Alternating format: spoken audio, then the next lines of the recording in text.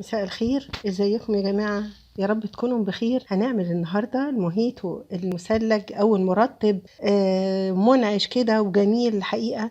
واللي واضح فيه طبعا هيكون اكتر النعناع الفريش والليمون بيدي طعم حلو قوي قوي يا جماعة. فانا لقيت عندي بطيخ وعندي بعض فواكه وعندي المانجا، فقلت ان احنا نعمله كده. هون فرصة، البطيخ متوفر وممكن تعمليه على فكرة بأي فاكهة، بس زي ما انتم شايفين كده الشكل بتاعه جميل جدا والطعم بتاعه حلو وسهل وبسيط قوي قوي في عمايله. هنبدأ دلوقتي مع بعض، بس لو أول مرة تشوفوني أنا فايزة عبد الله. طبعا شفنا الألوان المبهجة الحقيقة، اللي بالبطيخ اللون الأحمر والازرق اللي هو بالبلو بيري، والليمون والفراوله، والمانجا. بصوا، هو اي فاكهه عندك متوفره او انت عايزه تعمليها، هو جمالها ان انت بتحطي الصودا عليها السيفن، وانت بتحطي الليمون. بس ايه يعني، حاجه بسيطه وانا طولت عليكم. بس هنبدا دلوقتي نشوف احنا هنعمل ايه. معايا البطيخ قطعته على قد ما قدرت، انا شلت البذر منه، هحطه في الخلاط. وممكن تعمليه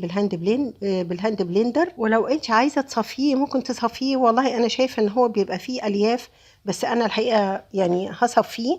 المهم ان انت هتعمليه، تحطي عليه السكر اللي انت محتاجاه، وهيتضرب في الخلاط بالشكل ده زي ما شايفين كده. بعد ما هيتضرب كده في الخلاط البطيخ وحطينا السكر عليه وصفيناه، انا حطيت طبعا النعناع وعليه قطع من الليمون، وبعدين هدعكم كده او ههرسهم بهراسة، بحيث ان هو اطلع الزيوت بتاعه الليمون وبتاعه النعناع.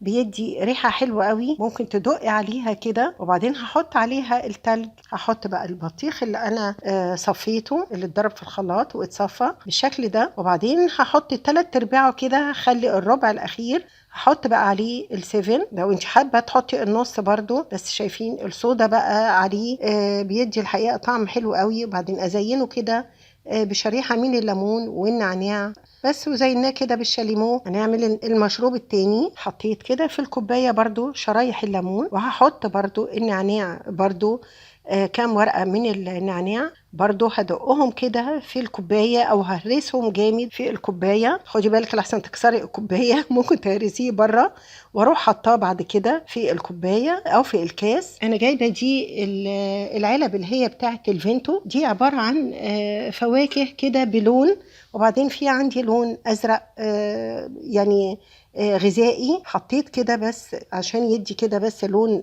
زيادة، هو الازرق ده اللي هو البلو بيري. وبعدين حطيت عليه، كملت الربع التاني بالسيفن اب برضو او الصودا، وزينته برضو كده بالشرايح الليمون وبالنعناع. نبدأ المشروب التالي، هو الليمون برضو، الليمون الفريش. حطيت الليمون انا قشرته علشان ما يديش مرارة اكتر، وبعدين رحت حاطه عليه النعناع وحطيت السكر. على فكرة ده انا حطيت حوالي ربع كوباية لبن، ما تستغربوش، اللبن بيدي طعم حلو قوي. وحطيت تلج وضربته ضربة جامدة في الخلاط مع النعناع. وبعدين هصفيه، هحط في الكوباية كده او في الكاس.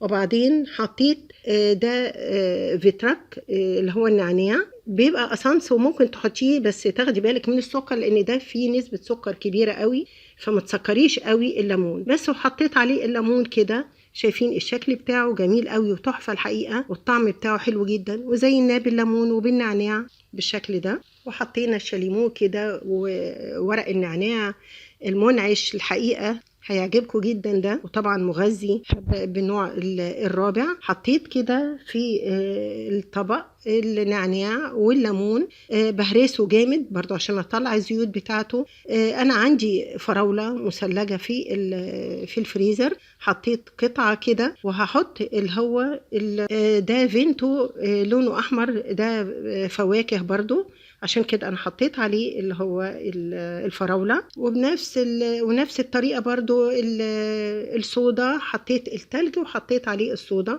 وزينته بشريحة الليمون وعرق النعناع، وحطيت عليه كده كانت قطعة كده من الفراولة الفريش، بس هي نزلت الحقيقة عشان متلجة.